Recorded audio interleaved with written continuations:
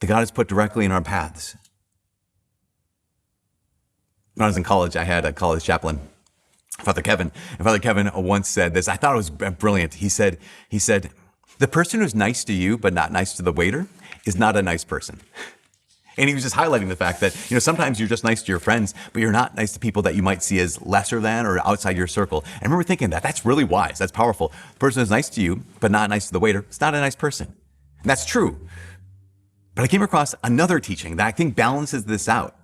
This man was reflecting on this, and he highlighted the fact that sometimes it's easier to be kind to strangers. It's easier to take responsibility. He said this. He said, you can be kind to animals, kind to the paper boy, kind to every stranger who crosses your path, but kindness to strangers is not the measure of our character. He goes on to say, he says, kindness at home is the real test. Because strangers don't carry our history, strangers don't activate our wounds, strangers don't mirror back the parts of us that we've avoided for years, but our spouse does, our children do, and our home does. And this is the uncomfortable thing, he says, the uncomfortable truth that most people dodge. If all of your graciousness is saved for strangers, that's not kindness. That's image management. The real measure of who we are isn't the polite smile you give to the grocery clerk. It's the tone you use with the spouse who loves you.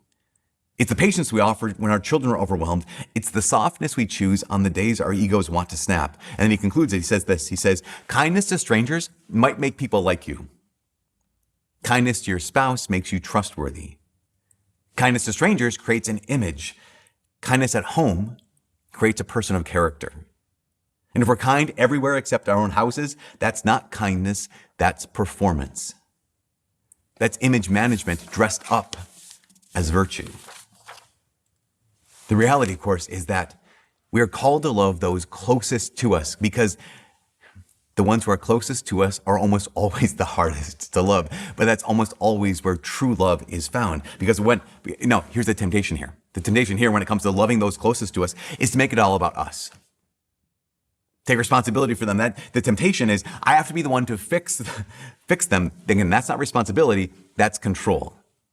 That's that big temptation of if I need to take responsibility, what I'm going to do is I'm going to take control of their lives. I'm going to fix them. I'm going to make all the tweaks. If I can just shape them, if I can just control this situation, then they won't be driving off the cliff and I'll be doing what I need to do. But we have to do this. We have to resist. When that's our temptation, we have to resist control and embrace trust. Look at the father in the parable. The father in the parable does not control the exterior lives or the interior lives of his children.